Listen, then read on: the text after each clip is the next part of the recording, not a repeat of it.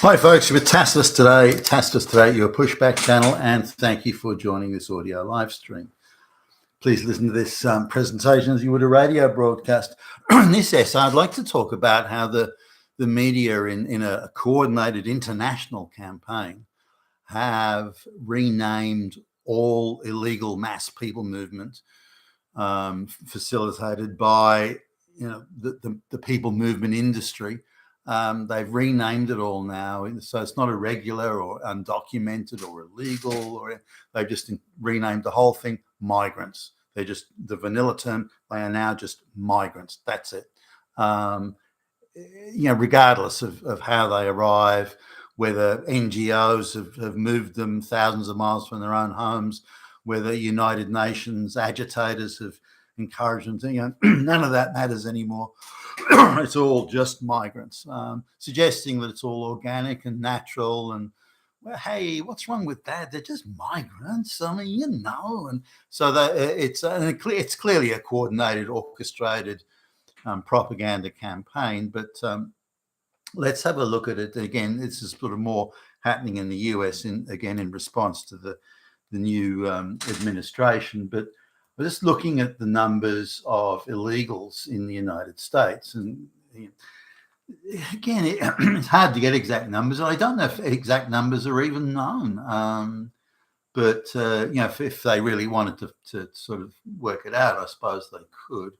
For example, in Britain, if you look at the water consumption, sewage, volume of sewage, use of electricity, those sorts of things, you can calculate reasonably closely how many people there are that are using this. Now, the population is supposed to be, so for example, it's supposed to be 67 million, but the calculation on the amount of energy, household energy and so on being used suggests the population is closer to 80 million.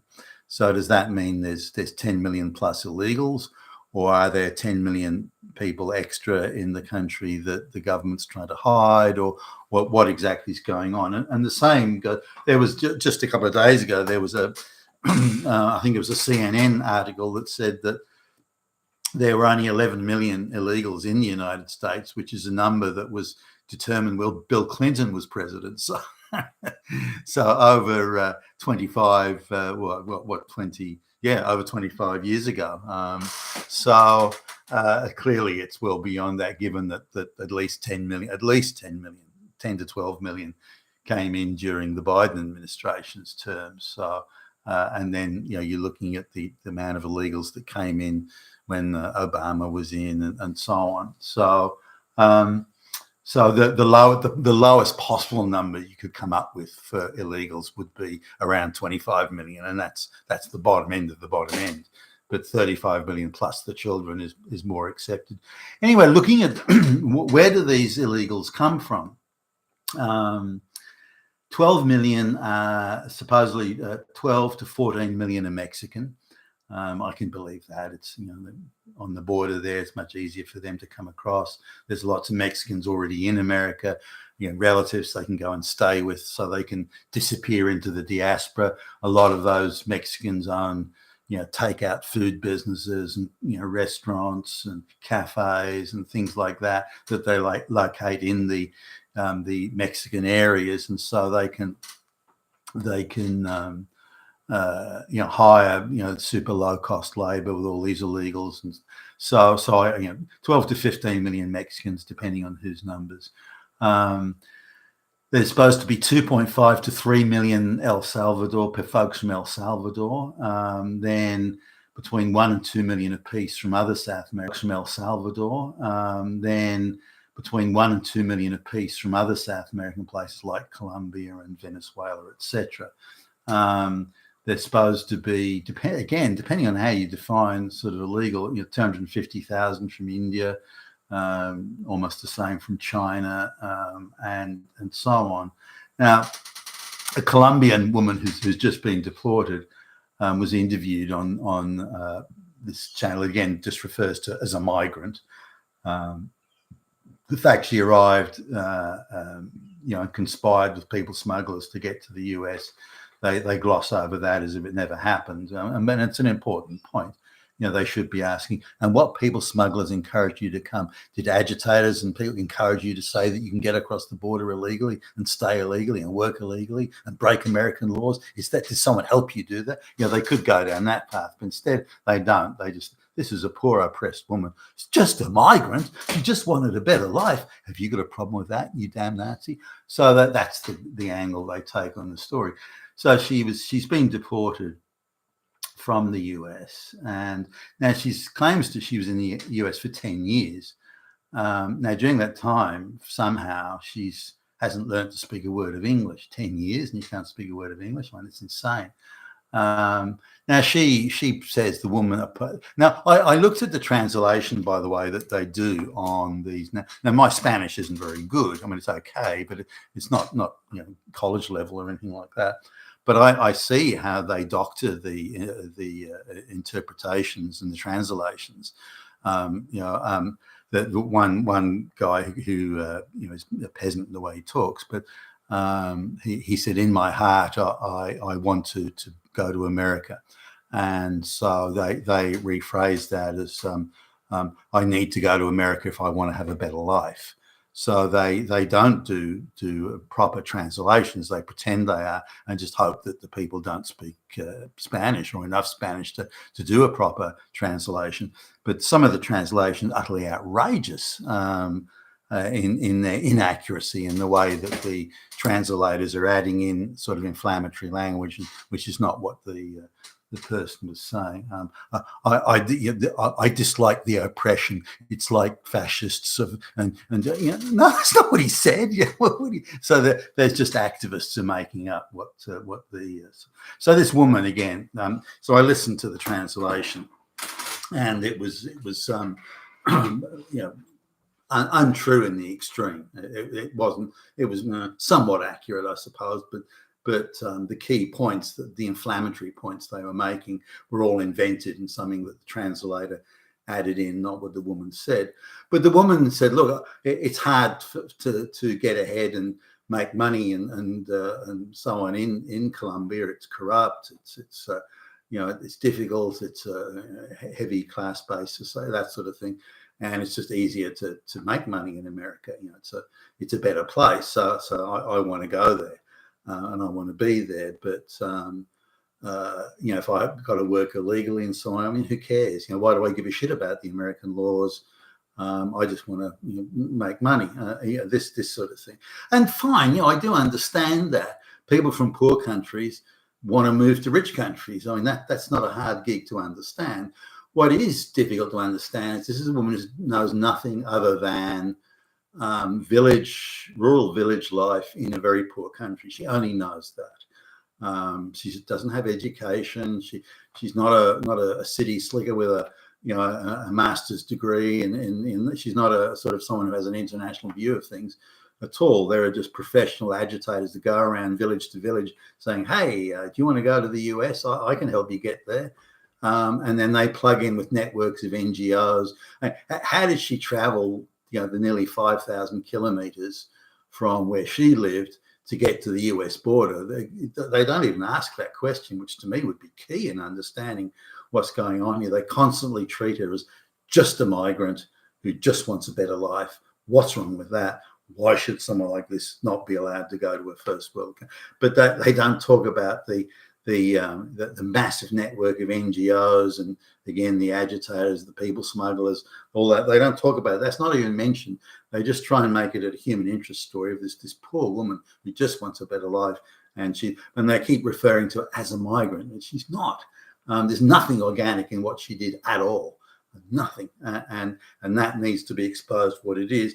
And I think the Trump administration, in my view, needs to get on the front foot with this, because everywhere you look now, there's a coordinated, globalist controlled media, coordinated effort to repaint these illegals and the people smugglers and the people traffickers and all the infrastructure, the NGO infrastructure that goes into this, all globalist controlled and puppet mastered to try and just repaint it as some organic, natural thing where they're just migrants. Hey, they just want a better life. It's not true, and the whole thing is nonsense. But this is the extent of the extent of the number of illegals and how they again repaint this. Now, I looked at a number of stories where getting caught by ICE or the immigration authorities is depicted as just bad luck, and it's evil and racist and only something Nazis would do and so on. So here's another one where a woman or the families arrived illegally, and they found work illegally in some factory, and the children have worked illegally, and the local authorities let the children go to school. They get free medical care at the emergency thing in hospital, and they don't get reported or anything like that. But unfortunately, the eldest boy, who speaks heavily accented English, by the way, he's supposed to be born in the US, yet his English is again heavily accented, meaning that he speaks English rarely, and yet he's been through the school system.